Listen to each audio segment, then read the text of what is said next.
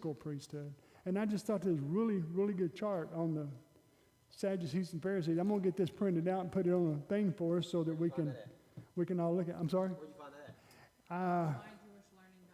find that at? Put Sadducees versus Pharisees, and then go to My Jewish Learning. It'll bring up that chart. It's really, really good. Really good. And it covers free will. It covers oral Torah. It covers the Bible. Now, the Bible, I'm sure they're talking about just Torah. It just says Bible in the commentary, so I don't know. I'm sure they're talking about just the Torah. Okay, let's go to chapter 16 of Leviticus. Now, why is this chapter so important? Because this is that one day a year when the Kohen Gadol goes into the Holy of Holies. And that's what this chapter is all about. Baruch atah Eloheinu melech ha'olam, asher bakar banu mikol ha'amim, v'natan lanu et Torato, Baruch atah noten ha'torah. Amen. So chapter 16, this is our Yom Kippur service. Who wants to start? I got it. Go. Adonai spoke with Moshe after the death of Aharon's 2 sons, when they tried to sacrifice before Adonai and died. Adonai said to Moshe, hold on, let me switch versions real quick. Yah said to Moshe, speak to Aharon your brother, not to come in at all times to the set-apart place inside the veil, before the lid of the atonement, which is on the ark, lest he die, because I appear in a cloud above the lid of atonement. With this, Aharon should come into the set-apart place with the blood of a young bull as a sin offering, and of a ram as an ascending offering. He should put on the set-apart linen long shirt with linen trousers on his flesh, and gird himself with a linen girdle, and be dressed with a linen turban. They are set-apart garments, and he shall bathe his body in water, and shall put them on. And from the congregation of the children of Israel, he takes 2 male goats as a sin offering, and 1 ram as an ascending offering. And Aharon shall bring the bull as a sin offering, which is for himself, and make atonement for himself and for his house. And he shall take the 2 goats, and let them stand before Yah at the door of the tent of appointment. And Aharon shall cast lots for the 2 goats, 1 lot for Yah, and the other lot for Azazel. And Aharon shall bring the goat on which the lot for Yah fell, and shall prepare it as a sin offering. But the goat on which the lot for Azazel fell is caused to stand alive before Yah, to make atonement upon it, and send it into the wilderness to Azazel. And Aharon shall bring the bull of the sin offering, which is for himself, and make atonement for himself and for his house, and shall slay the bull as the sin offering, which is for himself. Stop a minute. Okay. Now, first of all, let's orientate with the temple. Behind the veil is the Kodesh Kodeshim, the Holy of Holies. Here is a Kodesh, the Kodesh place. And so we have 2 different concepts. We have, this is the holy places, and I think that's where the King James words it, is we got the altar of incense, the golden altar of incense in the center, and to the north, which if this is facing east would be this side, we have a showbread table, and to the south you have the menorah. And then back here you have the Ark of the Covenant. And now the first temple was quite a bit different than the second temple. The second temple, you didn't have the Ark of the Covenant. You didn't have the Shekinah glory of God. The glory of God literally, I think from Ezekiel, tells us a story when the glory actually left the temple.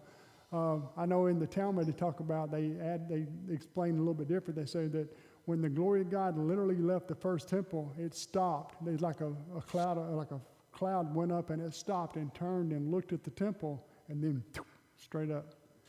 They said they knew, that was before the temple was even destroyed. They knew they were in they just literally, the glory of God had left the temple. And so actually the first temple, some of the witnesses that passed it on to Nehemiah and Ezra, they said behind the curtain back here that they said the curtain would literally go in and out like someone was breathing. Can you imagine being a Kohanim working in the temple and literally something behind that? Like, oh man, that was sending cold chills up your spine. And so, and of course, we're talking about the Mishkan at the beginning, but then it went to King Solomon's temple, went to Shiloh and then to King Solomon's temple. But this is the way it was set up. Now, the priest, I don't think it's in this week's Torah portion, but when Aaron comes in here, the Kohen Gadol, he's not even allowed to come in here without all the gold investments. Now, when he goes back here, he's not allowed to wear anything. But when the Kohen Gadol comes even in here, now the normal priests work in here every day. They can go in and out. And they go in here and they pray a lot. Now, when the average priest goes in the ketaret, the incense, when he burns the incense, everybody has to go out of this part here. And we know that from the story of Zechariah in the New Testament. When Zechariah went in to burn incense, they waited outside and they kept saying, "What's taking him so long? What's taking him so long?" And while he was in there, he was talking to an angel. An angel told him, said, "You're going to have a child." And, and he even struck him where he couldn't speak at that point. And the Talmud says 2,000 years ago, there were so many priests that they only got to burn incense one time.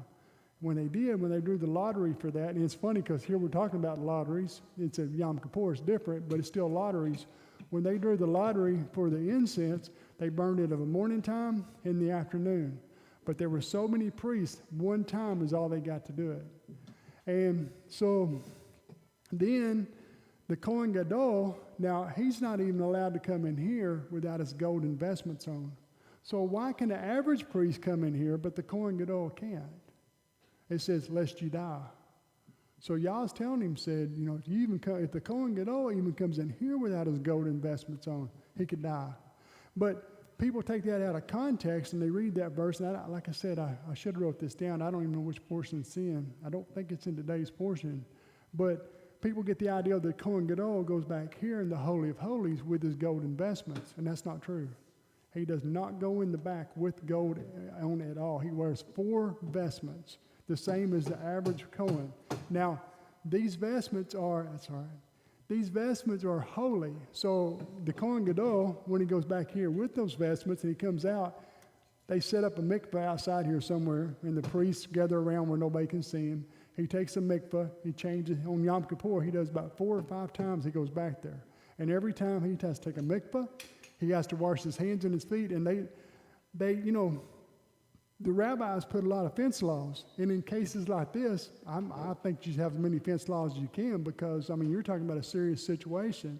So before the Kohen Gadol mikvahs, he washes his hands and feet, literally, does the prayer, then he goes into a mikvah, then he comes out of the mikvah, puts on the other garments, washes hands and feet again, and then goes into the Holy of Holies. So the Kohen Gadol washes hands and feet every time before he does the mikvah and after he does the mikvah. And every time he changes clothes, he does a mikvah. And that ain't counting the one that he does when he first gets up of morning time. Below the Temple Mount, 2,000 years ago, we got like this is, the Temple Mount underneath, they actually had a place for the Kohen Gadol, for all the priests. Every priest every morning took a full mikvah before they put on their priestly garments. And not only that, every time if a priest would have to go to the restroom, do number 2, they had to take a mikvah every time. And so imagine that. Now, we're talking about, all spiritual, but how does Judaism, remember earlier I said the Pharisees apply the priestly concepts to your normal life. Now, how do we know they did that? Think about washing your hands before you eat. Now think about what is the table according to Judaism. It's the altar. The altar, when you serve before God, when you eat, you're literally it's an altar you're bringing before God. And so therefore you wash your hands and your feet before, not your feet so much, but your hands, it's all symbolic. And so again, that's the way Judaism applies the priestly laws to their normal life laws. And in America today especially, we've gotten to the point we want people to wash their hands before they go and cook us food and stuff in the kitchen. That's just common sense. But it all started at the temple before they served God his table. And so, if you think about it from that concept, you really start understanding a lot of that. Okay, so now the Kohen Gadol, we're going to read here in a minute. We read about him changing his garments. Now, Let me ask you something real quick. sure. So did he have several garments? Or No, just one set. One set, so he would, He took them on and off. oh, okay. Yeah. Now, I'm glad you brought that up because that one set that he went into Holy of Holies with was not the golden garments. He has the golden garments, there's 8. There's 4 linen and 4 golden garments. The linen garments, there's just 4 that the average Kohanim wear. But the Kohen Gadol and Yom Kippur, they got some of the finest linen. You know, linen comes in cheap grade and really expensive grade.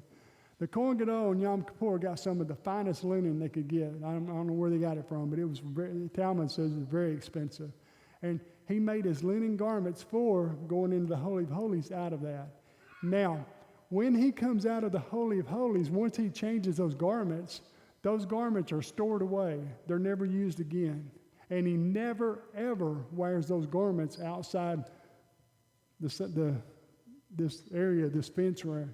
So, here's a problem. In the same way with the Kohanim, when you understand the sacrificial system, then when people start coming up with these crazy things, they say, well, for instance, a lot of people say that when Yeshua was on the cross, that the priests were out there and they got blood on them and then they went into the Holy of Holies. That is total nonsense. First of all, it was Passover, it wasn't Yom Kippur. So they didn't go in the Holy of Holies. Second of all, they're not a Kohen Gadol. And third of all, you're not allowed to wear your priestly garments outside this area here. And where you... He was definitely sacrificed outside of that area. Definitely outside. But here's the thing, and this is why I like the Talmud. The Talmud says from where the temple sat facing east, you see these gates right here. You got a gate here and a gate here. And this is supposed to be built pretty much to scale the best they understand. But the Talmud said they were looking down. You can't look straight out of here because one gate's lower than the other, but you can look down. Now, the Mount of Olives is higher than the Temple Mount. The Temple Mount comes down, Valley of Shadow of Death, and the Mount of Olives. The Mount of Olives is really high. But where the red heifer is burnt is directly on the Mount of Olives, and through sight, you can see over here all the way into the veil. Okay. So it means it's not on the Mount of Olives on top. It's on the Mount of Olives, but it's on the bottom part of the Mount of Olives. And with that being said, I think myself that's where Yeshua is crucified, because when Yeshua is crucified, you guys remember the centurion that was right beside him? It makes it sound like the veil was ripped and he could see straight into the Holy of Holies. And the Talmud talks about that. Hold on a second. So anyways, that once you start understanding the priestly things, how they can't wear those garments anywhere else, and on Yom Kippur, these garments are so holy, once they go in here, they have to be stored in a completely separate place. And they don't get worn, that doesn't ever get worn again, just that one time a year? That's it. And then they save it, and the next year they get a whole completely new garment. Exactly. So they just have a whole bunch of linen stored somewhere hanging out. Exactly. Now, with that being said, they don't wind up in a Goodwill store. Right. You know, they're priestly garments. So with that being said, what in our society today does the exact same thing? Something completely different. Nuclear plant. Oh, yeah.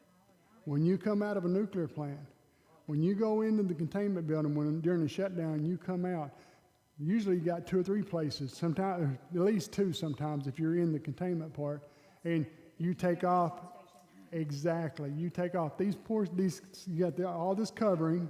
I had to wear those certain things like that in the refinery, in one of the refineries that I worked in. You had to have these certain outfits that you wore, and you had to don them before you went in, and then you would work, and then you come to this point, you take them off, they'd go into a storage bin, and then you had to you'd go through this air thing, and then you'd be able to come out.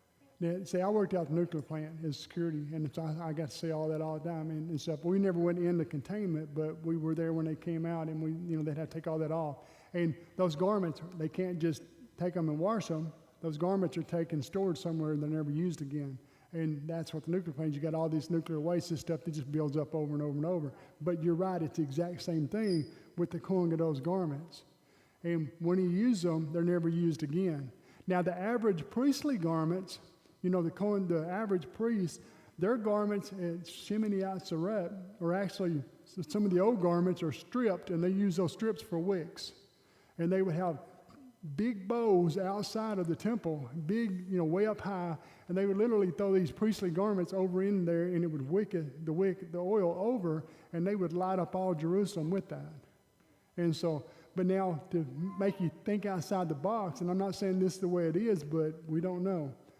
Remember the verse that says that, I think it's in Ezekiel, says, in that day the glory of God will light up all of Jerusalem. Maybe that's in Zechariah.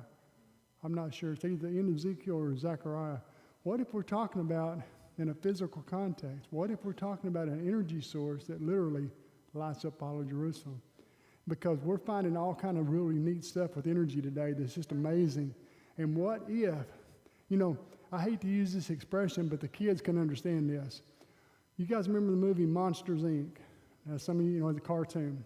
Okay, so the more they scared these kids, the more energy they got. Then they realized if they made them laugh, they got 10 times more energy. Remember the story? Okay, so we got all this music and stuff today that plays really these notes. I really don't even understand this concept, but they play in keys that literally are destructive. But what if prayer started in the synagogue? Prayer started worshiping of God in all cultures. That's where singing actually came from. Singing. So what if everybody praying, what if that energy goes forth? And what if it actually is the energy that literally lights up all Jerusalem and not every city? Can you imagine having an energy source like that where everybody would go and your prayers every week, every day, your prayers would literally light up that whole city? Because what I see in the millennial is beautiful things like that. I see, things, we're going to find an energy source that don't contaminate. It don't destroy us. It's so simple. It's so beautiful. And there's going to be something like that. And it's going to be awesome. Anyway. Okay. Now, the Azazel. So, we have 2 goats. One goat, we pull lots. Now, during the Second Temple time frame, one of the Kohen Gadol's replaced the lots for Azazel and Yodivave. They replaced them with golden little things that had their names on it. And the Kohen Gadol would reach over into a basket and grab the two lots and pull them out.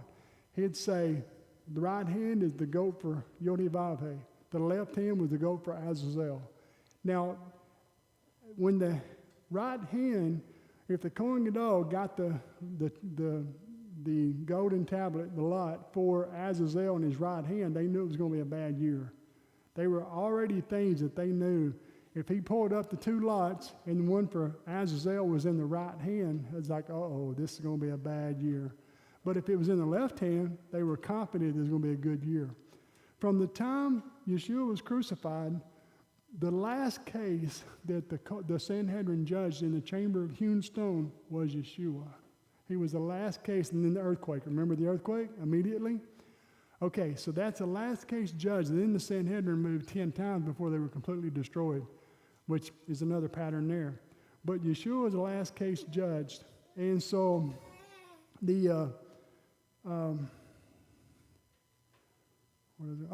was going to talk about the things that didn't happen after Yeshua. Well, after Yeshua's crucifixion, the temple doors would swing open at night. And it was because of the earthquake. The earthquake really caused the temple some problems. And these 2 doors that were so heavy, the priests would have to take 2 of them to open these doors, would literally just swing open by themselves. The western end of the menorah, and I'm sure this is a prophecy study, the western end of the menorah went out every night. And before, it would burn all night long until the next morning. And so there were a lot of things that happened after Yeshua's crucifixion that they knew that something was coming. And if you go to Josephus, or is it Josephus that talks about the guy that's marching through the city and said, woe to Israel, woe to Jerusalem, woe to Jerusalem. For several years, that's all he would say is, woe to Jerusalem. And then bad things happen. Okay, so the lot for Azazel and the lot for Yodivave. When we read this, it says, the lot for Azazel, the goat for Azazel was taken out and released in the wilderness. That's not what happened. The goat for Azazel was literally taken out from the temple, and he was taken out. We'll talk more about that here in a minute when we get to it. but he was taken out 20,000 cubits from the temple and pushed off a cliff backwards. And when we get to that part, we'll talk more about it. Do you think that's what happened to Barabbas? I do. So when it says Barabbas was released, I mean, here's a guy that Rome, and he was detrimental to Rome. Yeshua wasn't, and they made him kill, who do I release to you, Barabbas or Yeshua? And the reason you're comparing that is because the goats of Azazel. Yeshua. You got sacrifice for Yah, which is Yeshua, and you have the scapegoat. And this one for Yah is killed first, right? And then the other one is taken out and let go. Exactly. So in that sense, Yeshua represents the goat for Azazel. Now, people would argue, say, well, but Pilate wasn't the Kohen Gadol. That's not the point. The point is that we had two. We had a lots drawn, one for Yodivave, one for Azazel. Exactly. And so that's how Yeshua represents that sacrifice specifically. A lot of these sacrifices Yeshua represents, it's not that they were literal. It's not literally he was a sacrifice. That's not what we're saying. But symbolically, either where they were offered, the time of the day they were offered, or what they were offered for represents Yeshua in one after another. They all represent Yeshua. But those are all sacrifices that are paid for with what we call the half-shekel temple tax. And so everybody has an equal share.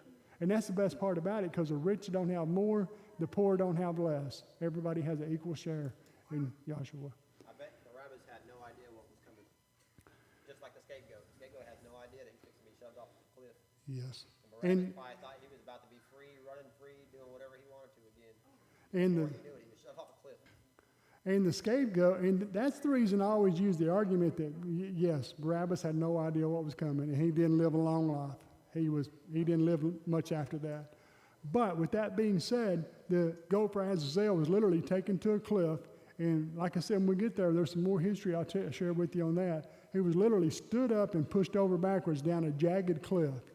So he would no way he's going to live over it. And we know that it's 20,000 cubits from the Temple Mount, because we're going to talk about the relay getting to it here in a minute. Okay, let's go on down now with, Verse 12. I know. And shall take a fire holder filled with burning coals of fire from the slaughter place before Yah, with his hands filled with sweet incense, beaten fine, and shall bring it inside the veil. And he shall put the incense on the fire before Yah, and the cloud of incense shall cover the lid of atonement, which is on the witness, lest he die. And he shall take some of the blood of the bull and sprinkle it with his finger on the lid of atonement. On the east side, also in the front of the lid of atonement, he sprinkles some of the blood with his finger 7 times. And he shall slay the goat of the sin offering, which is for the people, and shall bring its blood inside the veil, and shall do with that blood as he did with the blood of the bull, and sprinkle it on the lid of atonement and in front of the lid of atonement. And he shall make atonement for the set-apart place because of the uncleanness of the children of Israel, and because of their transgressions in all their sins. And so he does for the tent of appointment, which is dwelling with them in the midst of their uncleanness. And no man should be in the tent of appointment when he goes in to make atonement in the set-apart place until he comes out. And he shall make atonement for himself and for his household and for the assembly of Israel. Let's stop a minute. So when we did the incense offering, and what verse is that? Alex, what I did those, here they are. Okay, this is important because this is taken out of context. When we do the incense offering of the morning, it says, this is Exodus 30, 34 through 36. And you are to grind some of it finely and place some of it before the testimony in the tent of appointment, where I shall designate a time to meet with you. It shall be a holy of holies for you. So people read that in Hebrew, Kodesh Kodeshim, holy of holies. They get this idea that the average priest, Zechariah, went into holy of holies. He doesn't. It's compared to a holy of holies. So when the Kohen Gadol goes back here, everybody has to leave the sanctuary completely. When the average priest is just burning incense, which he does twice every day, he goes in here like Zechariah did. Everybody has to leave the sanctuary. They're not allowed to stay in there. And so that's what makes it a holy of holies for him. It's a very special time that he's in there all by himself with God, with Yodivave.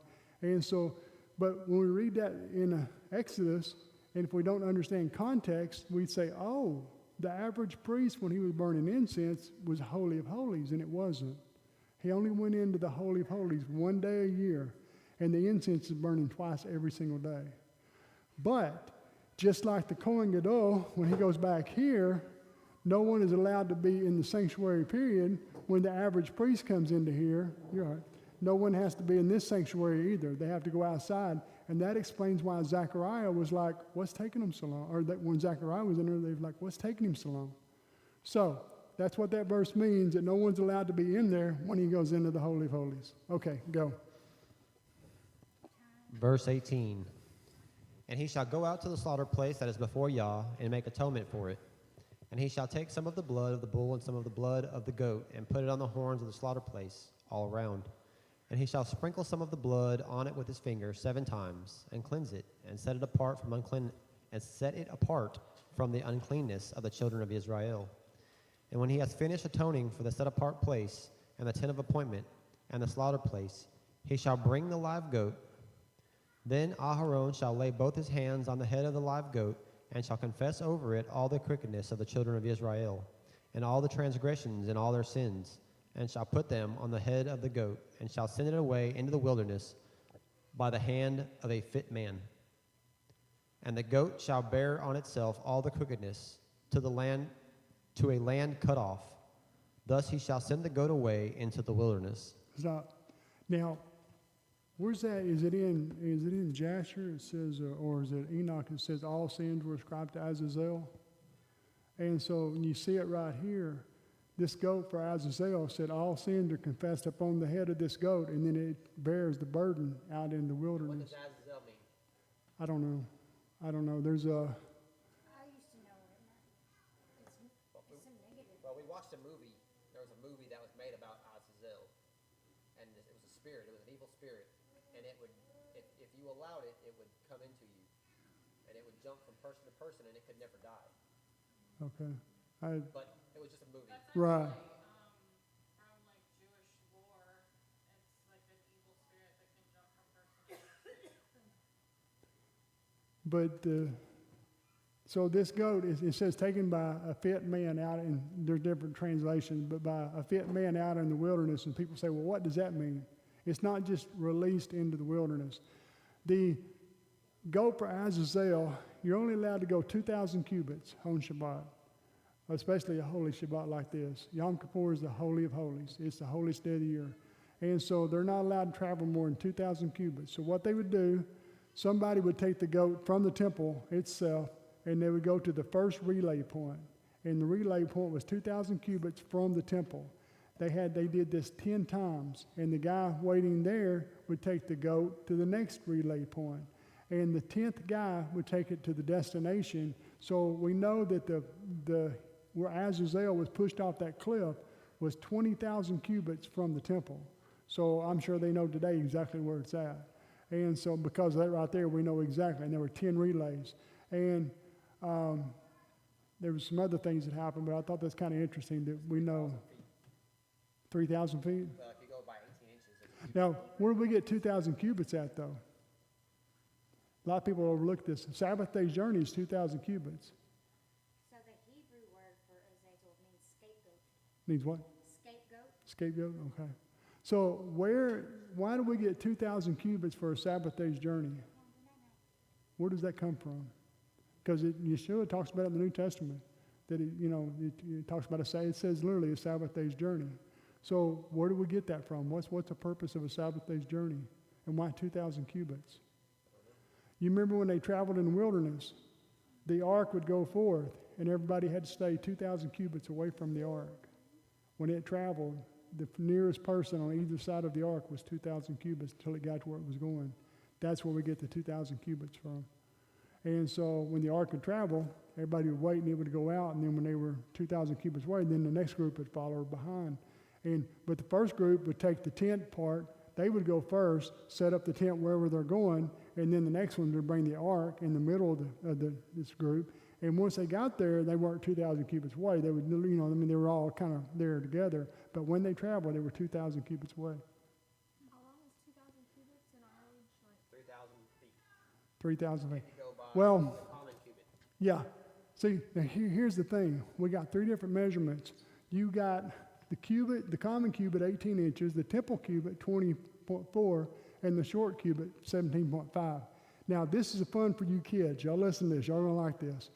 When the king of Spain was at Spain, when Columbus sailed, the king of Spain, he bought 3 ships for Columbus, okay? And they were all given, when they bought these ships, they gave them to 3 different ship makers to build.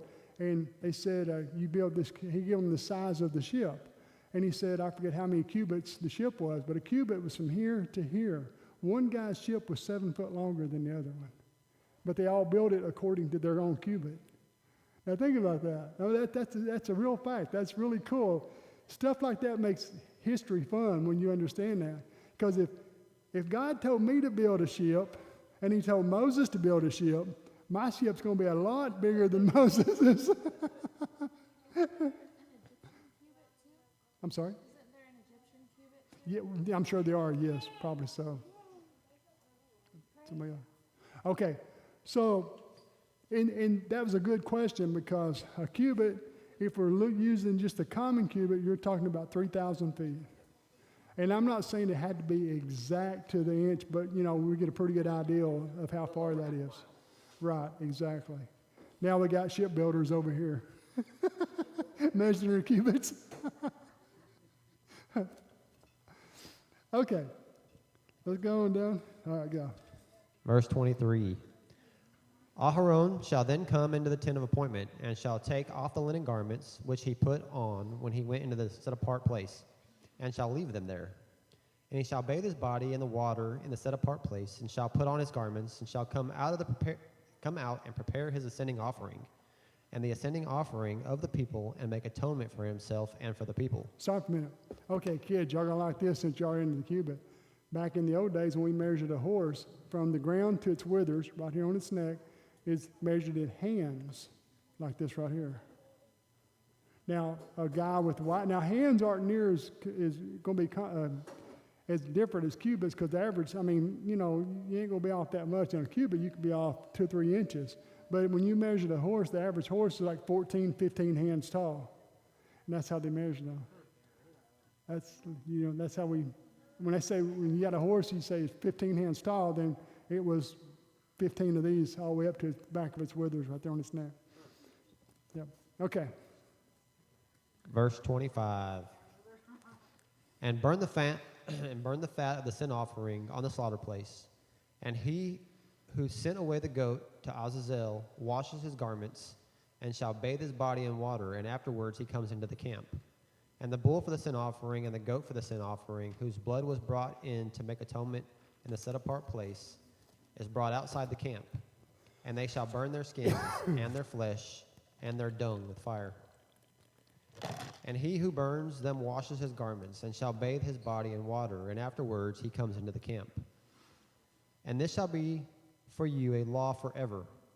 In the 7th new moon, on the 10th day of the new moon, you afflict your beings, and do no work, the native or the stranger who sojourns among you. For on that day he makes atonement for you, to cleanse you, to be clean from all your sins before Yah. It is a Sabbath of rest for you, and you shall afflict your beings, a law forever. And the priest, who is anointed and ordained to serve as priest in the Father's place, shall make atonement, and shall put on the linen garments and set-apart garments, and he shall make atonement for the most set-apart place, and make atonement for the tent of appointment, and for the slaughter place, and make atonement for the priests and for all the people of the assembly. And this shall be for you a law forever, to make atonement for the children of Israel for all their sins once a year. And he did as Yah commanded Moshe. In verse 32, the priest who has been anointed or has been given authority. Turned off. Mic turned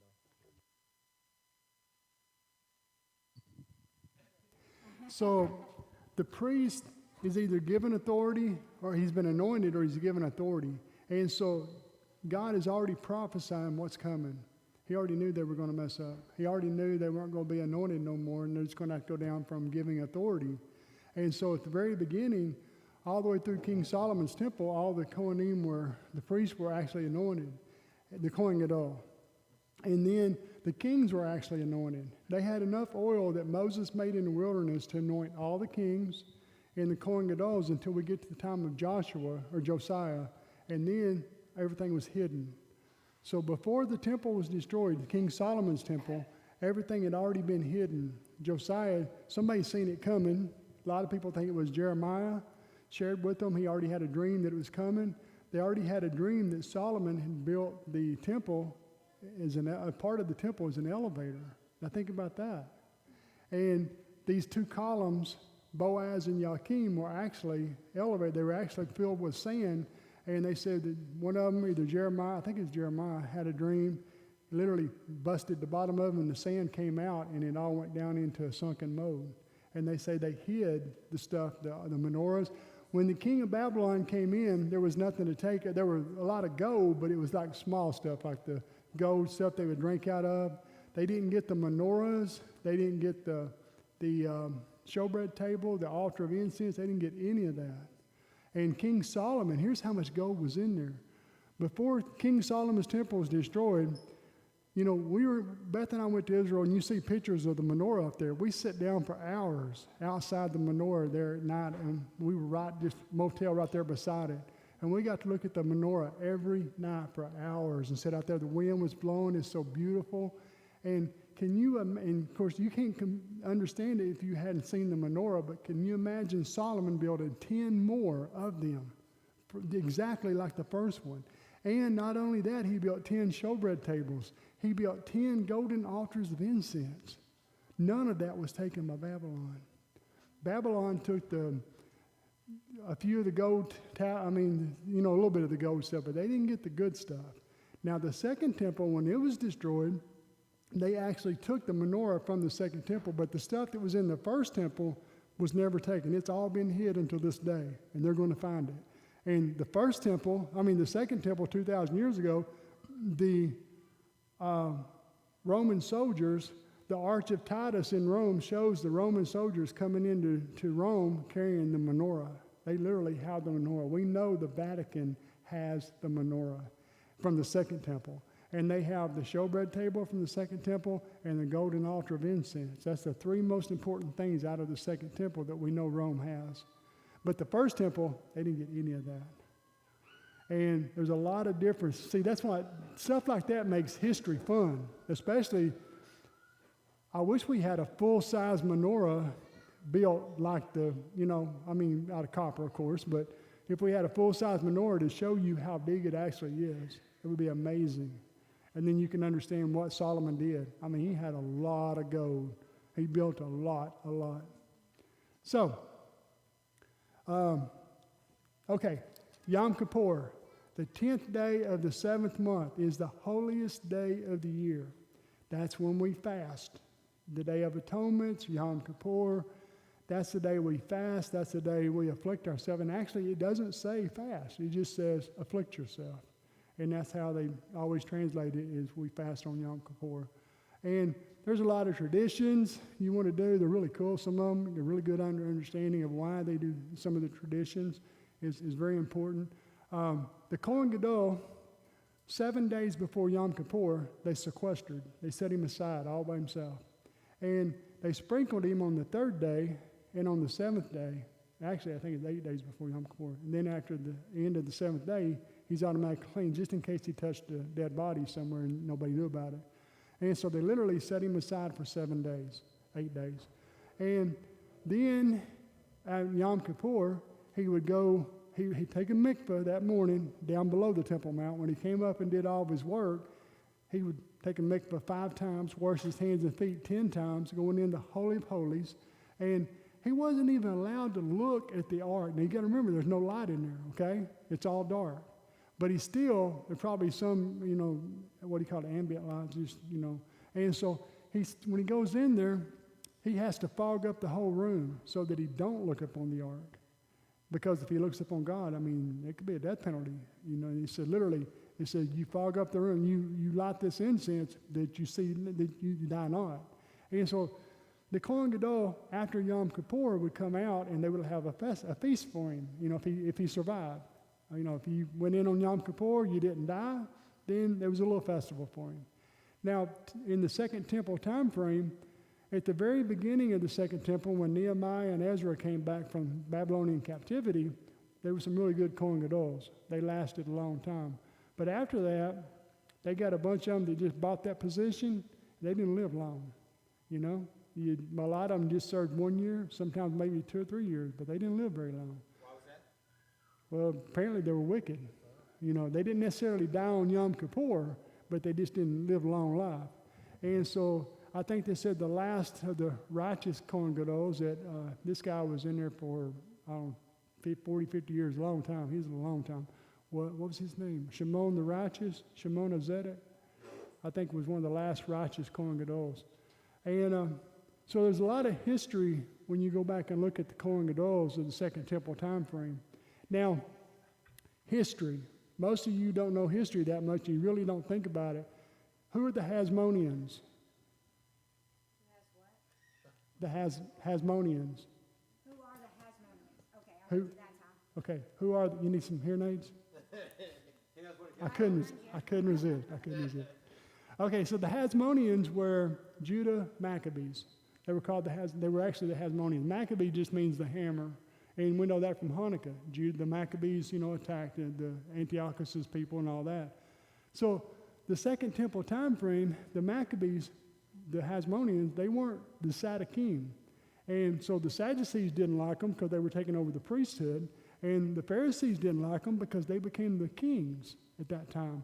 And, God set the kingdom, the king always belonged to David, not anybody else. And so the Second Temple was corrupt in a lot of different ways. It had the wrong priesthood in there. It had the wrong kings in there. You had people trying to be king that weren't supposed to be king. Sounds like today. Kind of like today, yeah. And in order to be put back in order, then you had to have Zadokites as the Kohen Gadol, and the lofty, all the higher positions in the priesthood, and you have to have David as a king. And so sometime, and in Ezekiel, we get to the end of Ezekiel, and you actually have a physical son of David that comes to Ezekiel's temple, which is kind of interesting. So there's a lot of things, that we're kind of waiting on to see what's going to happen and stuff. It's really very interesting. But it all goes back to the scripture, and when you see it, and then you understand this chart between the Sadducees and the Pharisees, you're like, okay, that is really cool. So what I'm trying to do is I'm trying to make y'all enjoy history, because only by studying history are we not doomed to repeat it. And that's the main part. So anything about Yom Kippur? Any questions about this one of the holiest day of the year? Baseball fans. We had Hank Greenberg, Sandy Koufax, legendary Hall of Famers, never played on Yom Kippur. Now, I'm not saying they wouldn't play on Shabbat. I'm not justifying anything they did. I'm just saying they would not play on Yom Kippur, and they're two of the best, very famous baseball players. And so my son years ago, when I first started keeping Sabbath, and if anybody's watching this, and this is something we run into all the time, people say, well, I want to keep Sabbath, my kids are playing this and they're playing that, and it's always on Saturday. Well, my son Josh was a pitcher, and when I first started keeping Sabbath, I told him, I said, you're not playing on Sabbath no more. And he said, Dad, I have to. I said, no, you're not. I said, God will honor you if you honor him. And so he's playing playing in Russellville. They had a World Series in Russellville. And the coaches, I walked out the first day of the season, I said, Josh can't be here on Saturday. And they said, well, he won't play. I said, Josh, go throw a few pitches. He went out, threw a few pitches, said, okay, we'll work with him. And so my point was they did work with him. And he is the best. He later on, about 10 years later, he's working for me in the cabinet shop, and he told me, he said, Dad, I hate to admit this, but the best year I ever had in baseball was when you made me keep Shabbat. I was like, exactly. So for those people out there saying that, well, I can't do this because my kids play basketball or baseball or whatever, yes, you can. And your kids, if they honor God, they'll even be the best on the field. I've had conversations with people over that specific scenario of sports. Exactly. And you can go the other side. We have people say, well, I got a business, I can't close down on Shabbat. Okay. When I first started keeping Shabbat, not only did I make my son quit playing baseball, but I had my own business. And my first wife, that's why she left me. Anyway, I'll talk about that later. But my first wife, I told her, I said, we're going to start closing down on Sabbath. She said, no, we're not. That's when we make most of our money. I said, it'll level out during the week. And she's like, no. I said, yes, we are. And so I closed down on Shabbat. Within 30 days, I'm praying, come on, Lord. I took a stand here. You got to back me up on this. But when we balanced out that month, the money, we wasn't missing anything at all. The money balanced out. And she was like, okay, whatever. And so, but my point was is that you can do it. And if you honor God, he will honor you. In sports, in whatever you want to do. So you kids remember that. When people look at the Sabbath, well, you can't do this, you can't do that. That's negative. We look at it, we can do this and we can do that. So it's always turned everything into a positive situation. Okay. Let's go to chapter 17. Okay, Dakota. Hashem spoke to Moshe, saying, Speak to Aaron and to his sons and to all the children of Israel, and say to them, This is the matter that Hashem has commanded, saying, Any man from the house of Israel who will slaughter an ox, a sheep, or a goat in the camp, or who will slaughter it outside the camp, and he has not brought it to the entrance of the tent of meeting to bring it as an offering to Hashem before the tabernacle of Hashem, it shall be considered as bloodshed for that man. He has shed blood, and that man shall be cut off from the midst of his people, so that the children of Israel will bring their feast offerings that they have been slaughtering on the open field, and they shall bring them to Hashem, to the entrance of the tent of meeting, to the Kohen. And they shall slaughter them as peace offerings to Hashem. The Kohen shall throw the blood upon the altar of Hashem at the entrance of the tent of meeting. And he shall cause the fats to go up in smoke for a satisfying aroma to Hashem. They shall no longer slaughter their offerings to the demons after whom they stray. This shall be an eternal decree to them for their generations. Okay, stop. Okay, so now when you read this, if we take it out of context, if we're so literal and we take it out of context, then, we can't kill anything, only we have to go to the temple every single time. That's not true. There are a lot of animals that are blemished that we slaughter in our gates and we can eat them. And I'm not sure if it's this portion. I got to be honest, I didn't pre-read this, but like the deer or the hart or the lamb, there are certain things you can eat that's not actually sacrificial animals, like a deer, but you can't eat them. And so those can be slaughtered in your gates. But here we're talking about specifically offerings. We're not talking about killing something in your gate, because if you live far from Jerusalem, you can't go every time you want to eat meat. You can't go, well, let's go to Jerusalem and slaughter a lamb. But people are making offerings all over the place. And he's basically what he's saying, you can eat meat, you just can't make an offering out of it. Now, that gets dangerous, because now we get into Deuteronomy 16, where we talk about a Passover specifically. You can't make a Pesach offering in any of your gates, but only where Yah shows you to, where he places his name. And so with that being said, we got people here in Arkansas, people in Missouri, that literally are teaching people how to make Passover offerings.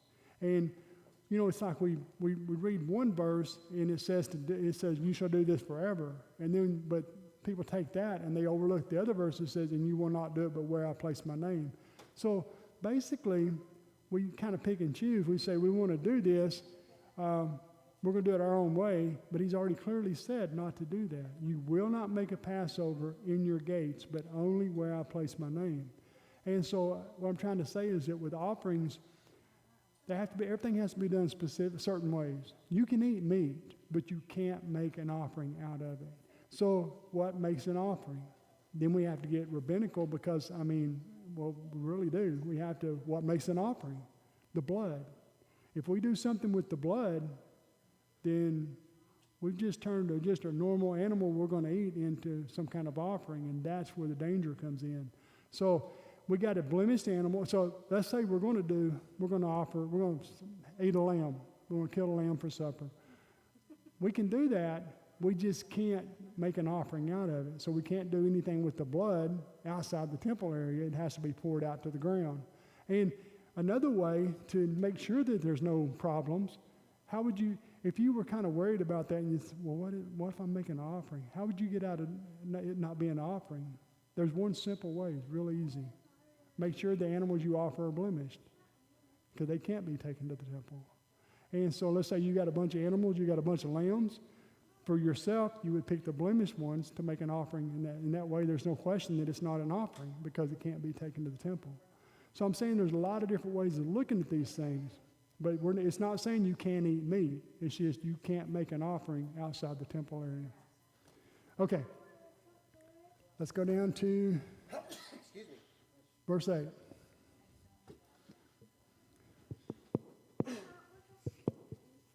And to them you shall say, any man of the house of Israel and of the proselyte who shall dwell among you, who will offer up an elevation offering or a feast offering, and he will not bring it to the entrance of the tent of meeting to perform its service to Hashem, that man shall be cut off from his people. See, that verse, those two verses clarify what I just said. We're talking specifically about offerings, not just slaying an animal and eating it.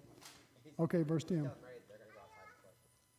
Any man of the house of Israel and of the proselyte who dwells among them, who will consume any blood, I shall concentrate my attention upon the soul consuming the blood, and I will cut it off from the midst of its people. For the soul of the flesh is in the blood, and I have assigned it for you upon the altar to provide atonement for your souls. For it is the blood that atones for the soul. Therefore I have said to the children of Israel, any person among you may not consume blood, and the proselyte who dwells among you may not consume blood. Okay, now let's talk about blood for a minute. What is it? Oh, she's going to work them over. Nana's got it under control. Okay. So let's talk about blood. What happened with the blood, specifically with Abel? What does God tell Cain? It cries out. The blood of Abel cries out to me. And so blood is very, very important. Now, I hate to even bring this up, but it's really filthy in our society today. You have all these different stories, these movies and stuff about vampires and stuff. And there's a reason for that. They're trying to desensitize your understanding of blood. You should have a reaction to blood. Blood is a natural reaction. We should be just like, except for a doctor working with it all the time. We about passed out the circumcision. Yeah, I got you on that one. But there should be a natural reaction to blood. And the reason being is because blood is the offering. Now, the rabbis are clear about when you make an offering, if they mess up on, there's certain parts of the animal that goes on the altar. They're called emerim. The emerim, if the kohanim give the wrong ones or something like that, it's okay. It doesn't disqualify the offering, except if they mess up on the blood. If they mess up on the blood, now the offering's got to be completely redone. They cannot mess up on the blood. The blood is the key part of an offering. So with that being said, now when we know like a Passover offering, and a lot of these people that are doing the Passover offerings here in Arkansas, they're putting the blood on the doorpost. So that right there is where they're violating, the Passover lamb, literally. When the people that teach, the people here in the Arkansas that teach people to do Passover offerings, they always tell you to put the blood on your doorpost. Right there, you have violated the offering. You cannot do, if you want to lead a lamb on Passover night, I would suggest you start it the day, 2 or 3 days before that, or go buy it at the grocery store or whatever. But my point is, you don't want to do it in the afternoon on the 14th, because now we're getting real close to it actually being a Passover offering. And then if you did something in blood, you really violated Deuteronomy 16. But there's 4 parts to the blood. Number 1 is called shkita, and I have no idea how it's spelled. Ritual slaughter. Number 2 is called shkita, chabala, halakha. Okay, chabala, and this is not Kabbalah. It's catching the blood in a special sacred. It's called a cliche. There's a piece up here. Let me find it. There is a specific,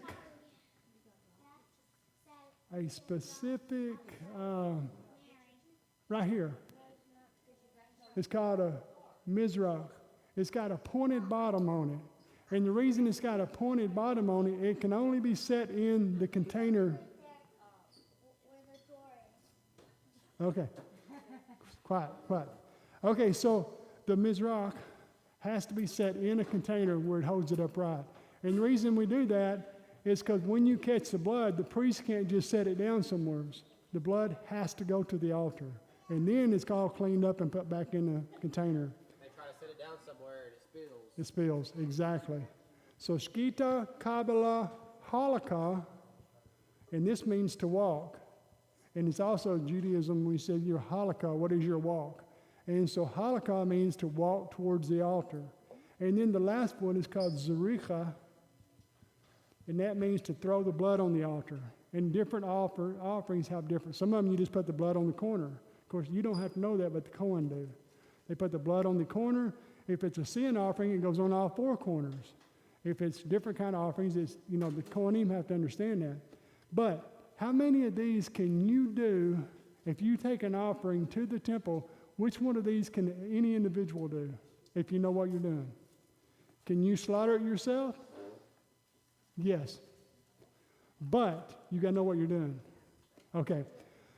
Kabbalah, catching the blood in a cliche, they call that thing a clicherie, a vessel specifically to catch the blood in. Can you do that? Well, here's where the rabbis get so strict. Now, hey, guys. Okay, guys. Now, here is where the Sadducees are as bad as the Pharisees. Kabbalah, catch the blood. You can't even turn towards the altar. So the only people they would let do this part right here, catch the blood, would be the Levites. Now, at Passover, you've got thousands of people doing offerings. So they let different people, if they're qualified, do the shkita. They don't have to be a Levite at all. They would slaughter them. The Levites would catch the blood, but they're not even allowed to turn toward the altar because God says only Aaron shall approach the altar. Now, you might think that that's being too literal, but to the priesthood, they wouldn't even let them turn toward the altar. So only the Levites that had been trained to catch the blood and stand there until the priest come by and took it out of their hand. So that may be technical, but it may not be. So only the priests are allowed, and then of course halakha, only the priesthood, and zericha, only the priesthood. But those are the four parts of a blood sacrifice. So anytime you're reading sacrifice in Scripture, this is the most important part. Now, with that being said, what's going on in the world today with all the blood stuff? They're trying to defile the whole world completely, and they're doing a good job of it. But we know Messiah will return and get everything straightened out. So don't let the Hollywood desensitize the way that you react to blood. Blood is not a natural, it's a natural reaction to, it to bother you. And so all these movies nowadays, 20 years ago, the movies didn't show that kind of stuff. Now they do. They literally show blood everywhere, and it has literally desensitized people. Okay, let's go down to 13.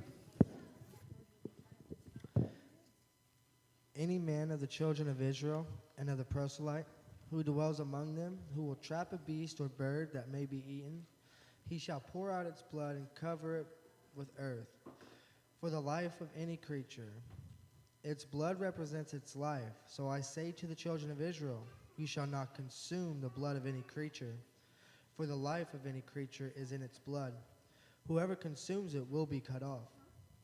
Any person who will eat a bird that died or was torn, the native or the proselyte, he shall immerse his garments and immerse himself in the water.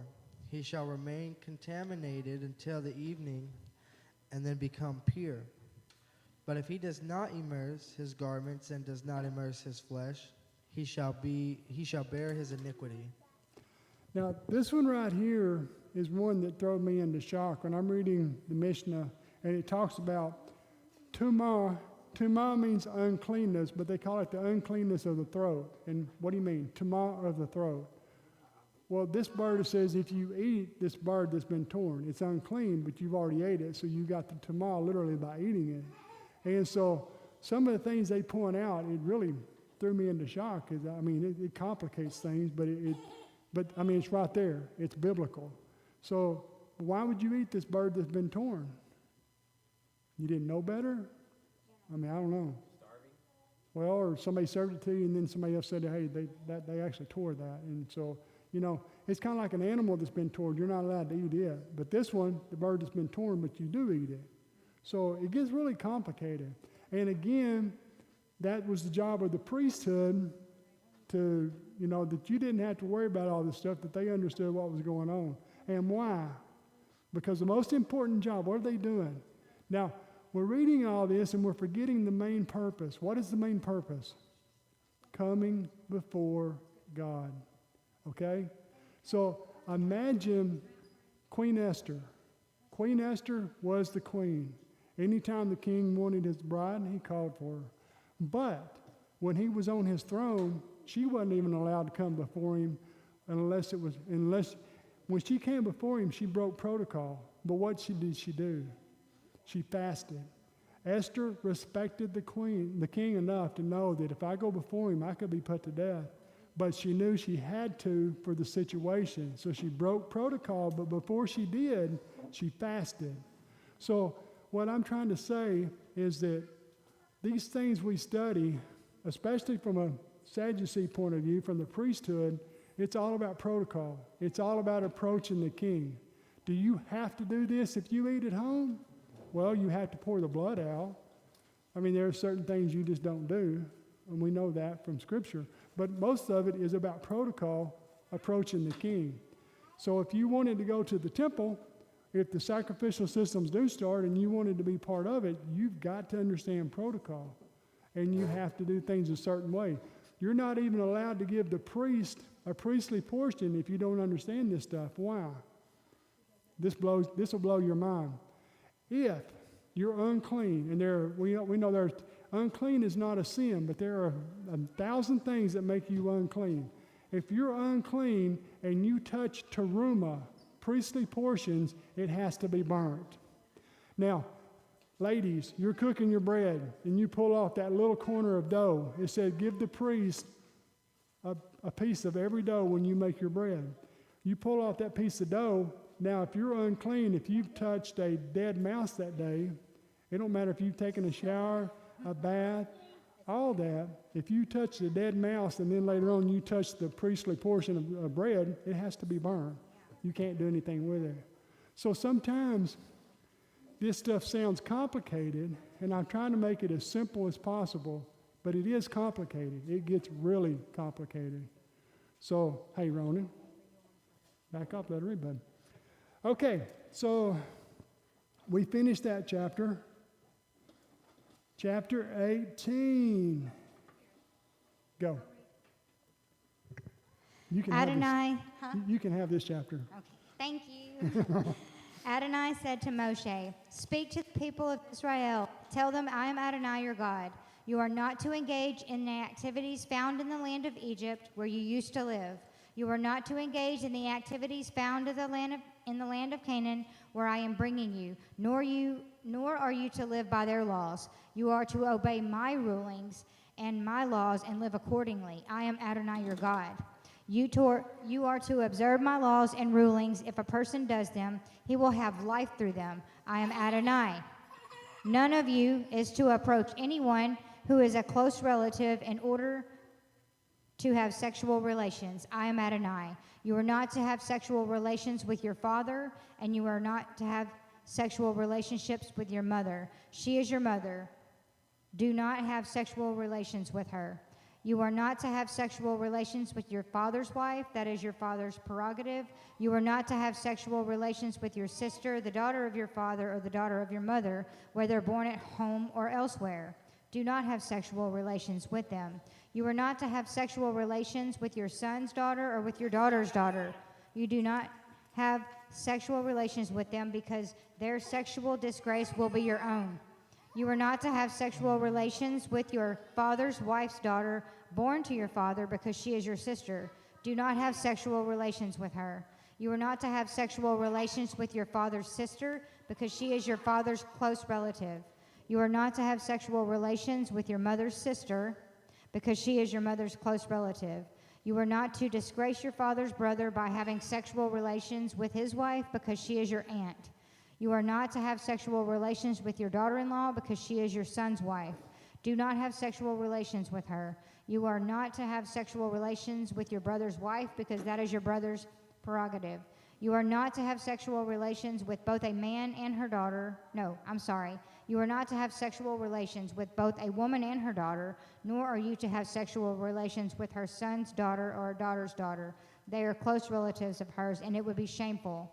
You are not to take a woman to be a rival with her sister and have sexual relations with her while her sister is still alive. You are not to approach a woman in order to have sexual relations with her when she is unclean from her time of niddah. You are not to go to bed with your neighbor's wife and thus become unclean with her. You are not to let any of your children be sacrificed to Moloch, thereby profaning the name of your God. I am Adonai. Stop.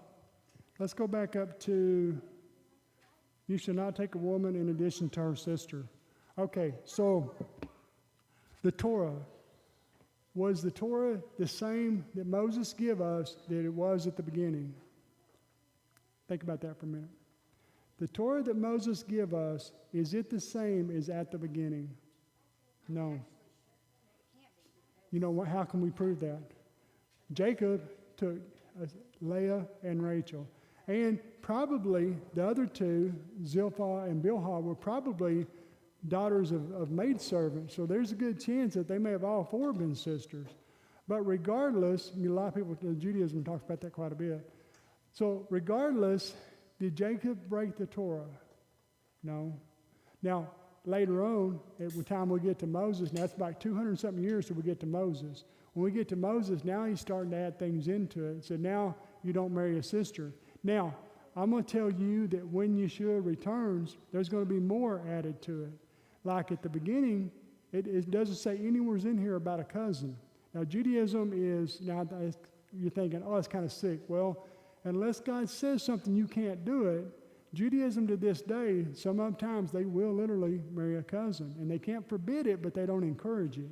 Now, the reason I'm saying that is because when Yeshua returns, the DNA has gotten so bad since the time of Moses to now, he may say, now you can't even marry that close. Winona. He's going to have to because there's some states that are legalizing marrying your first cousin Yeah. right now. Including like California. Men marrying men and women marrying women too. Well, yeah, that's already in there. You're not to do that. But right. But I'm saying there are some things in here that's not mentioned that when he returns may actually become law. Okay. No, you got to ask a question. You had your hand up. She was Okay. asking, can I stretch? Okay. So think about that for me. Is there any questions or comments on that? What I am saying is that I think the Torah is like a forever. It's like he's God. He can add anytime he wants to. And we know when the law goes forth from Jerusalem and the word of the Lord from Mount Zion, that we know at that time there's going to be things that aren't in Torah today, that he's going to have to address. It's like all the electricity we use today. He's going to tell us what we can do, what we can't do. And at that point, it's his law. That's whatever he says, we'll agree to. And so I am saying that one time I was talking about this and somebody said, oh, you're saying there's going to be a new Torah. I'm saying he can do whatever he wants to. If he says he's going to add to it, we put fence laws around it. That's what man does, but he can make the actual law. Like you said, it's not in place of, it's in addition to. Exactly. And there will be things that we didn't have to deal with thousands of years ago that we do deal with today. So he may come out and say, yes, you have to obey the speed limit. It doesn't actually say that in Scripture, though, and my husband likes to make that clear whenever I tell him to say I that. drive fast. So, but you understand what I'm saying. There will be things that he will straighten us out on. And Winona. So I think that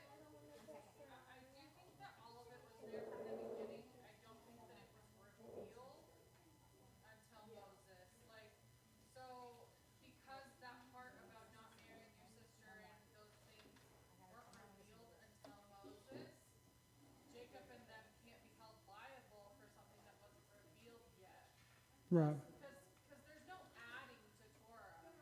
It's always going to be just revealed deeper, right? So like when Yeshua came, he didn't add to Torah. He just revealed the spiritual side of it, you know? And when he comes back, I don't think that he's adding. He's just revealing a deeper. Stuff that we just didn't know. Because he knows the beginning from the end. Right.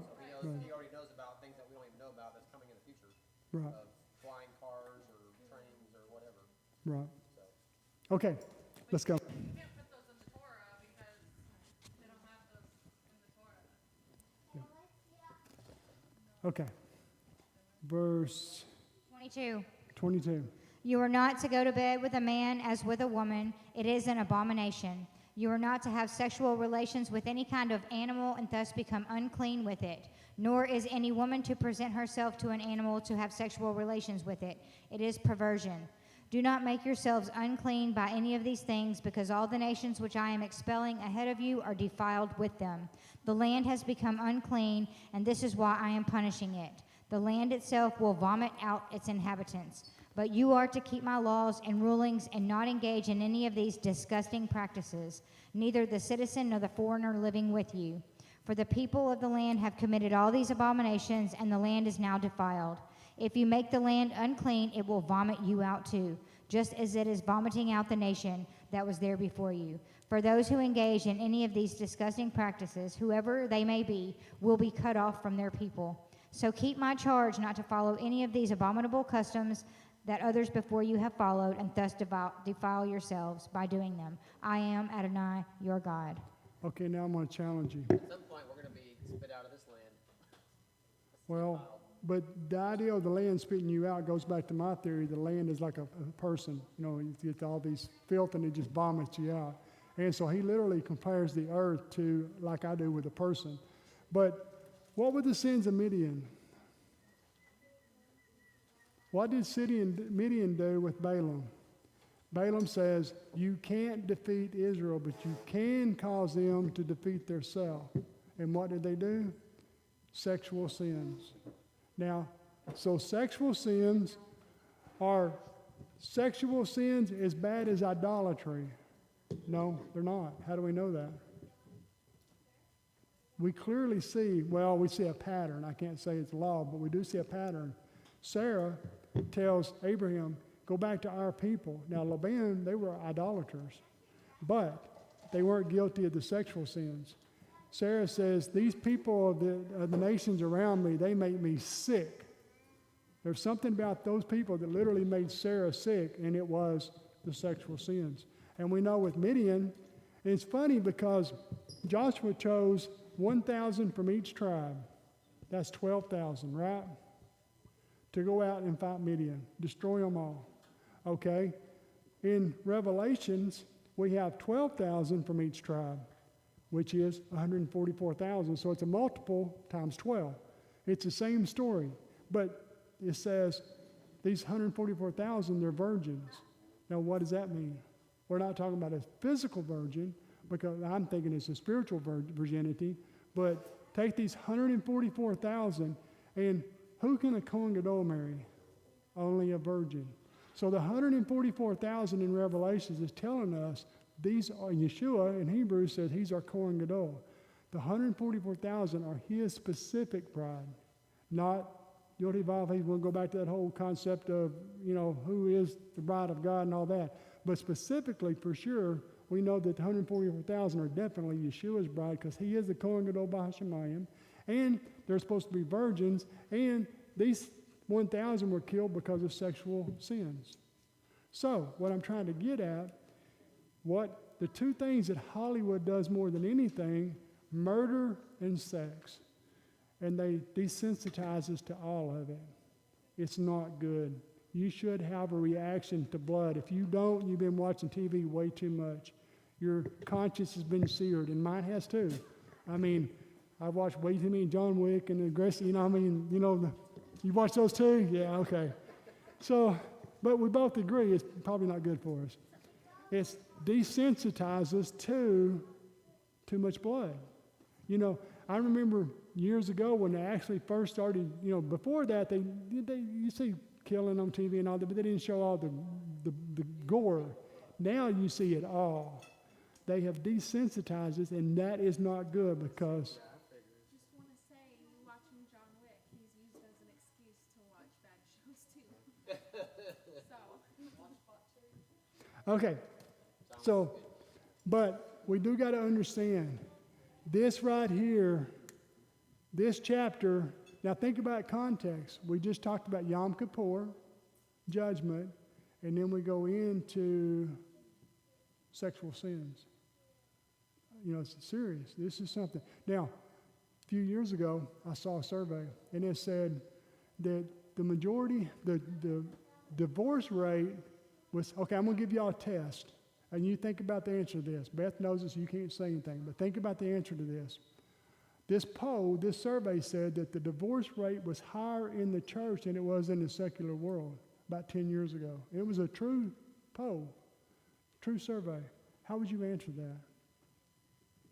It's when you think about the answer, it's clear as a bell. They skew the ideal. They already want you to think the church is bad, so they're going to give you a poll, and the poll is correct, but it's skewed in the way they ask the question. What did I just say? Think about what I just said. What made this poll, this survey they did, what made it incorrect? The secular world don't get married. They just live together. So to say the divorce rate is higher in the church, yes, because they at least get married. You follow what I'm saying? So you can see these, when somebody does a poll, same thing with politics. These polls are always to manipulate. They should just ban every poll permanently. That's the way I see things. But polls are meant to manipulate. So get rid of the polls, especially surveys like this. But when somebody tells you, well, the people don't know any better, they say, well, the church, more people get divorced in the church. No, they don't. The secular world don't even get married. So technically, you are right. There's more divorce in the church, but at least they got married. You follow what I'm saying? And so this right here is sexual sins and blood. And what was the last chapter we talked about? Blood. The two most important things in Scripture are murder and sexual sins. They defile our temple. Our body is a temple before God, and they literally defile that temple. Beth. God makes the point throughout the scriptures that blood and seed are both very sacred.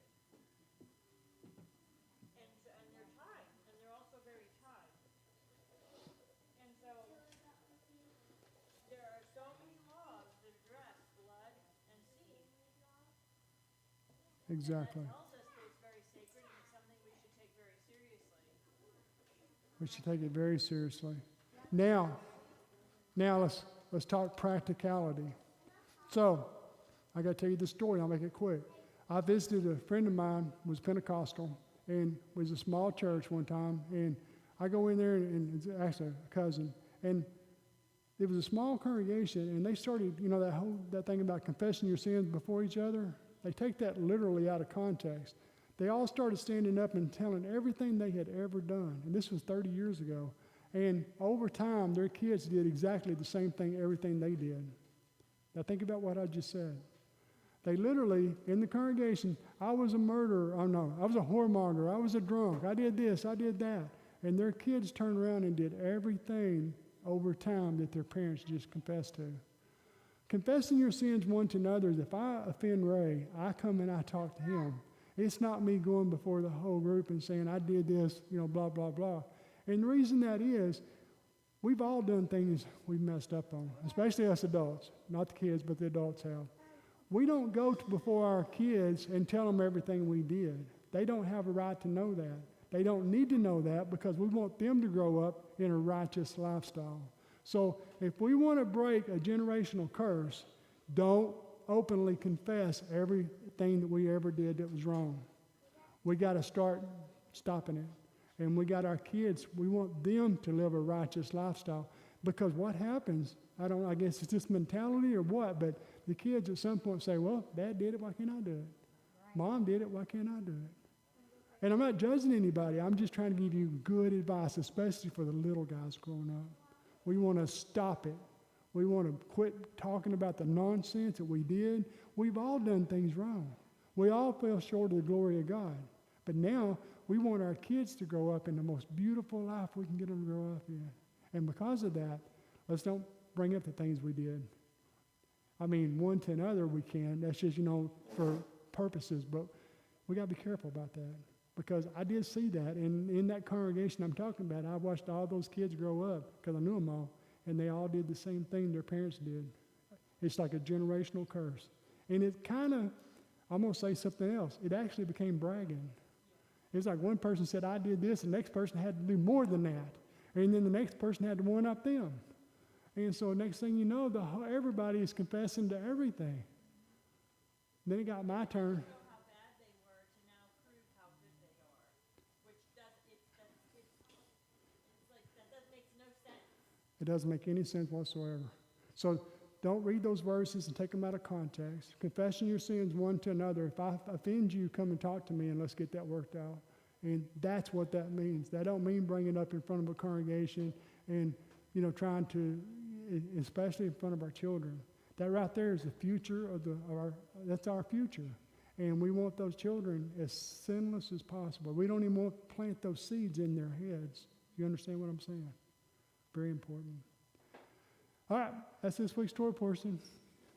John, want to go to New Testament?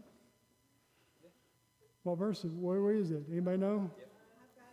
The Brit Hadashah is Romans 3:19 through 28. Romans 3. Wait a minute. Okay. Mine's off of the CJB. Okay. Hold on. Super funny because mine says 1 Corinthians. This is, the one that on the chart is a sequential. So that's one we'll go to. Because we read a chapter or two and try to do the whole New Testament. What is it? Luke 19.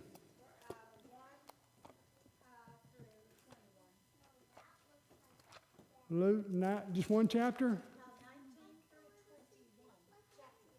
19, 20. 3 chapters. All right, let's go. All right, so we're in Luke chapter 19, and we're going to 21. Is that correct? Yeah. 21:38. Yeah. You want me to read all of them or what? Just read one. Go. Yeshua entered to Jericho and was passing through when a man named Zacchaeus appeared, who was a chief tax collector and a wealthy man. He was trying to see who Yeshua was, but being short, he couldn't because of the crowd. So he ran on ahead and climbing a fig tree in order to see him, for Yeshua was about to pass that way. When he came to the place, he looked up and said to him, Zacchaeus, hurry, come down, because I have to stay at your house today. He climbed down as fast as he could and welcomed Yeshua joyfully. Stop. So here's somebody, did Yeshua know him or did he just, he knew everybody, but my point is that what was so special about it? Here's somebody that went to a great effort to see Yeshua, and he rewarded that. Now think about that. It's effort. The more effort you put into something, the more God rewards you for that. Sherry was talking about that at lunch. She was telling us a little bit about her history as she was growing up and how she was saved very early from a very bad family relationship, just parents and just bad. And she felt drawn to God, and she had to walk because she didn't have a car. And her husband, she left her husband there that Sunday, and she walked down to church, and she was drawn to the front to accept. And she says, and then shortly after that, they moved away, and she couldn't walk to church anymore, and she was grieving and upset about it. She says, within 2 weeks, because she was pursuing God so hard, she said, God pursues you. She says, within 2 weeks, someone from a church with a bus ministry knocked on my door and asked if I wanted to ride to church on Sunday. Sashes. Yeah. That's And so beautiful. she said, if you're pursuing the Lord, he will pursue you. But you got to pursue first. You have to pursue first. Absolutely. What I see happening here with Zacchaeus Exactly. is he was pursuing the Lord, and And he's a tax. said,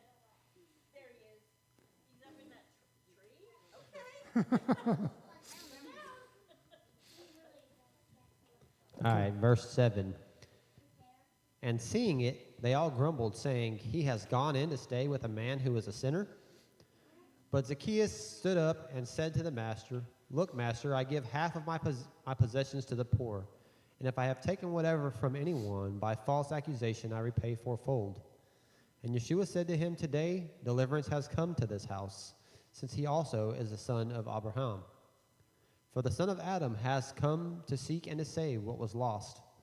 And as they were hearing this, he spoke another parable, because he was near Jerusalem, and they thought the reign of Elohim was about to be manifested straightway.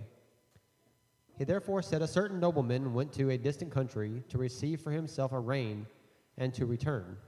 And calling 10 of his servants, he gave them 10 minas, and said to them, Trade until I come.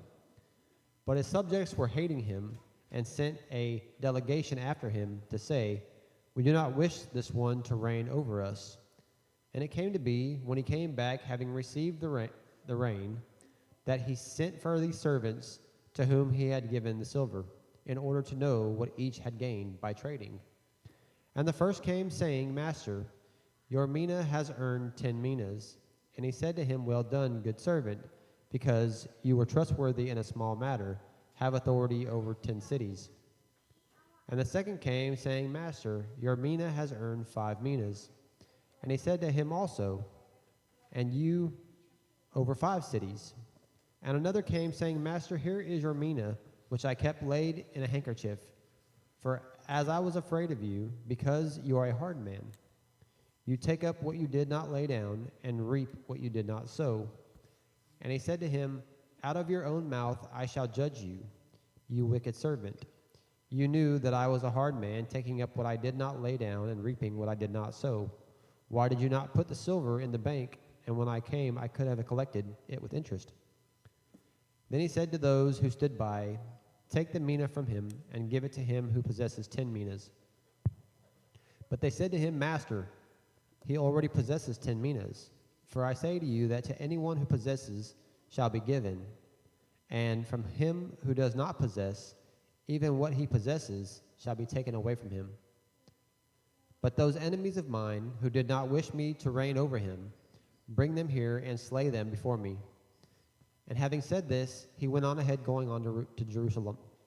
And it came to be, when he came near to Bethphage and Bethania at the mountain of Olives, that he sent 2 of his taught ones, saying, Go into the villages opposite you, in which as you enter you shall find a colt tied, on which no one has ever sat. Loosen it and bring it here. And if anyone asks you, Why do you loosen it? Thus you shall say to him, Because the master has need of it. And those who were sent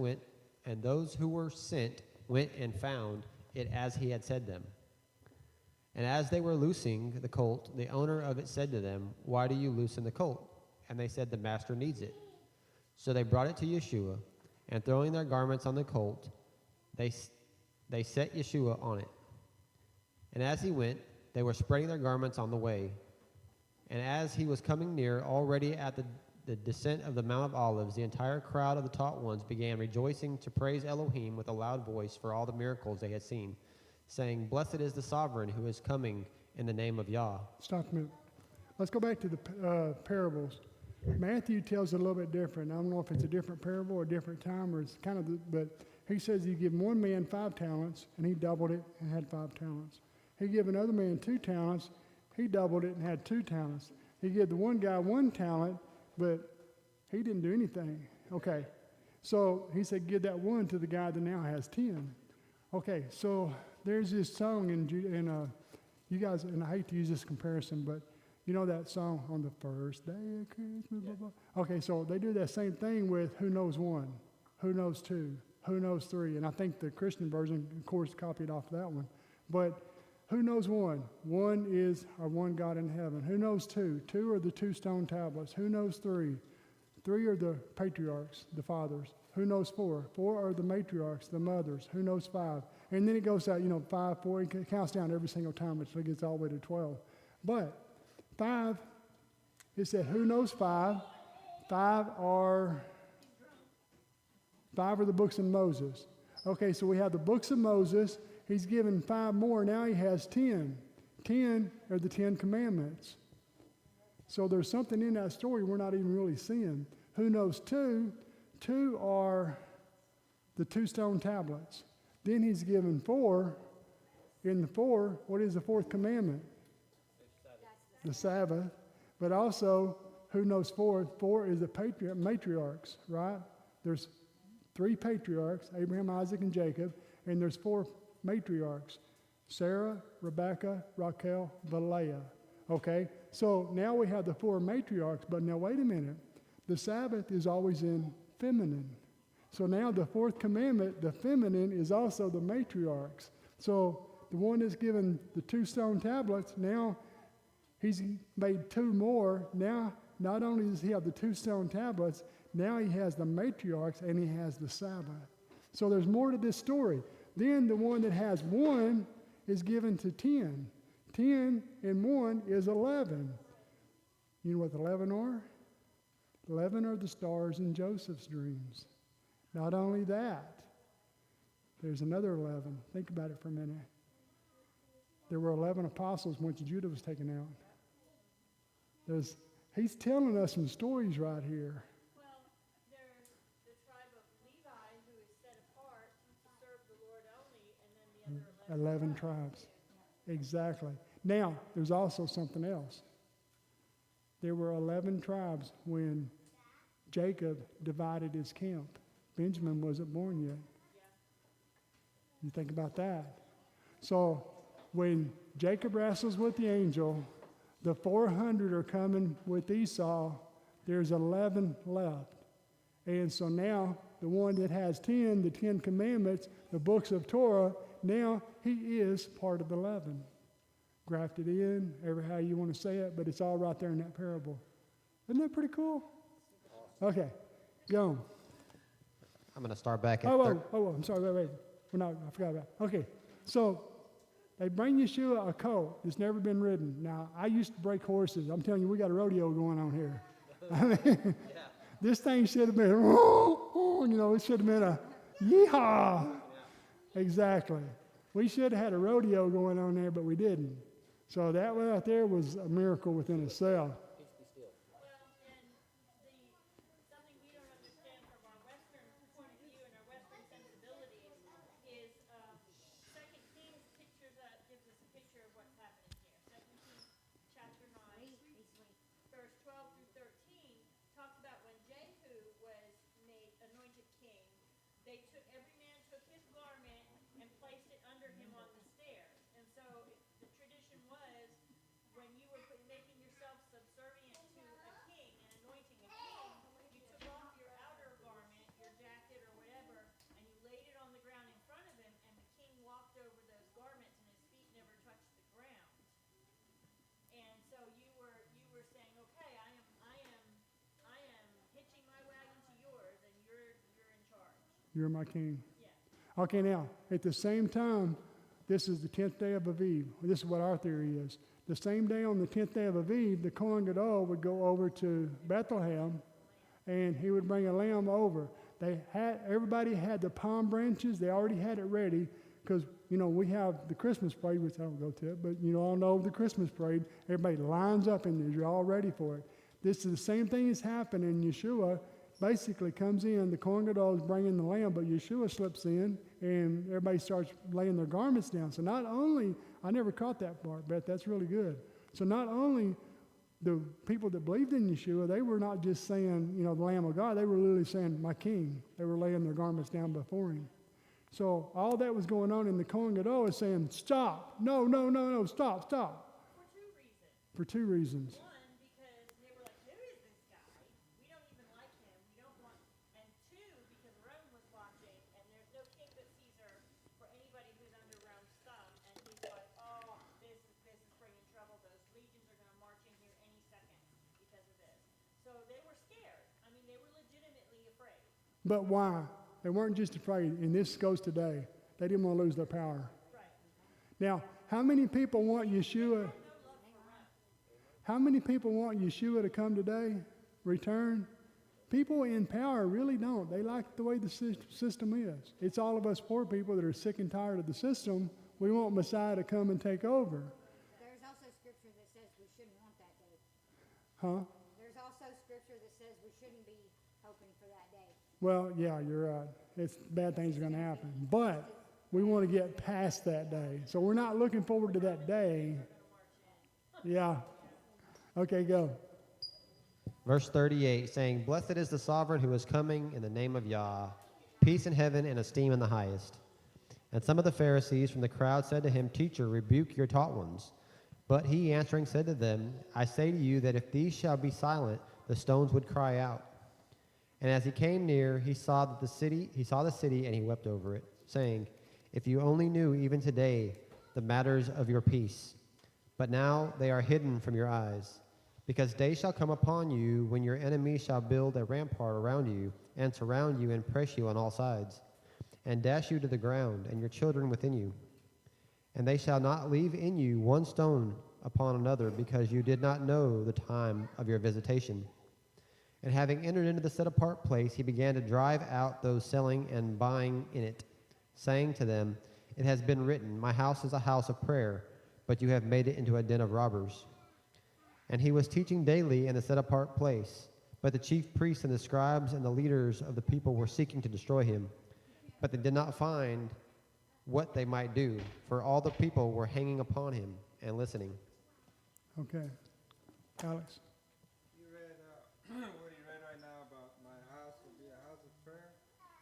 I just saw a few days ago a rabbi that said that in the third temple there will not be sacrifices because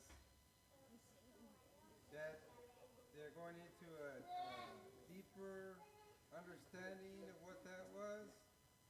But this is also a rabbi that thinks that that the throned meat or whatever is actually good. So what are your thoughts on that? I mean, what have you heard about that? He said, what was the last part you said? The what was good? Lab meat, the grown lab meat. Yeah, and he was saying that there was not going to be sacrifices in the third temple. Well, we know in Ezekiel, but Ezekiel's not the third temple. Ezekiel is the fourth temple. We know that Isaac, I just look at patterns. We go back to Isaac. Isaac did two wells, the first sacrificial period, the second sacrificial period, and we're fixing to start a third one. And then the fourth one is the millennial temple. That's when the glory of God fills the temple and all that. What's coming next, from my perspective, is, the Christians have this attitude that the Antichrist is going to defile the Holy of Holies. Well, that's already been done. I mean, they literally destroyed the Holy of Holies. They built whatever on top of it. And so I don't know that that's actually going to happen again. But if there is a temple, if there's a sacrificial system, there has to be sacrifices. So literally, if the altar is lit again, and now here's the deal. This is why I say there has to be an altar lit, because who lights the Sabbath candles? Mama. And how many times does she do that before she lights the Sabbath candles? 3 times. And Yeshua is going to prove to the Jews through their tradition who he is. And so the third time, when Mama does that, the third sacrificial system, I think, starts that 1,000-year Sabbath. Just like Friday night, when you light your Sabbath candles, that starts the Sabbath. It don't matter if it's 30 minutes early, an hour early. When you light the Sabbath candles, the Sabbath is started, right? Or that's the way we do it. And so I'm saying that we don't have to be in the year 6,000. We don't have to be physically in the millennial. As soon as those candles are lit, we started the millennial. But there has to be sacrifices. And otherwise, it's not a sacrificial system. Right here in Winona. Go ahead. Well, this was a rabbi in Israel, so why would he say that? Well, okay. Why would... One of the rabbis in the Talmud says you had to wear a rope around your ankle to go in the Holy of Holies. Everybody's got a different perspective. But I will say this. If he said there will be no sacrifices, he's probably conservative. The conservative rabbis say it was all just for good study. There'll never be another sacrificial system. So if that's the direction he's going down, then he's got some kind of background with conservative Judaism. Because Orthodox Judaism clearly says there will be a sacrificial system. That's the main difference. A lot of people don't understand between conservative and Orthodox what one of the main differences, and it's a sacrificial system. So in that context, Americans, we think that the difference is the way you dress. It's got nothing to do with the way you dress. It's the mindset. Winona. So you can light the candles up to 30 minutes before Shabbat, right? I'm sorry? Yes. You can light the candles up to 30 minutes before Some Shabbat. do it 90. Right. Well, 30 minutes could be 300 years. If you applied it on a 1,000-year day, yes. But now here's the deal. If you took 30 minutes or 18 minutes, whatever it is, and you took it, what I'm trying to say is the Sabbath is the longest day of the week. It starts early and it goes over. And I don't know about you guys, but we don't eat, once Beth lights the Sabbath candles, then we eat. This time of year, when the days are really long, we start up an hour and a half early sometimes, like we're hungry. We're not going to wait till sundown to eat. So, But the tradition is that once you light the candles, you have accepted the Sabbath upon you, and no work is done after those candles are lit. So you can light the candles at noon on Friday if you wanted to, but then for you, you've accepted the Sabbath. yeah, like Alex does when he takes off work at noon. And you're no longer doing the work of the world. Did you hear that, Alex? You hear me? I said, Don't ask. she said, you can start Sabbath on noon at Friday if you want to. I said, yeah, like Alex does when he takes off work. He's going home to help his wife prepare for the Sabbath. That's very admirable. Yes, sir. Yes, ma'am. Because See, we're guys. setting the example. That's fine. All right. Okay. We're done? It's been 2 hours. Huh? It's almost time. The little ones are getting rammy. Okay. Okay. Proud of them. They tried really hard. Well, read Luke, and next week we'll get at least another chapter in. So that's where we are. I am Shabbat your shalom. Father.